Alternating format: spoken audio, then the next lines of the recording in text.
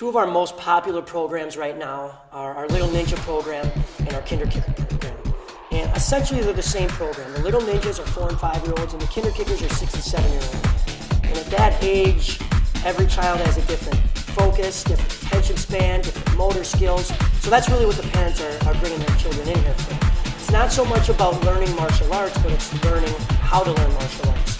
We learn what focus is. How do we use it in karate? How do we take it at home? Or in school, kindergarten, first grade. What's respect? How do we show respect? Why is respect cool or important? So each week we pick a different theme, ranging from fitness to focus to coordination. And every class during that week, that's what our drills and our games and our mat chats are based on. And so the kids, they'll learn a new drill or they'll learn a new curriculum, they'll earn a stripe on their belt, and that's kind of how they promote to the next level.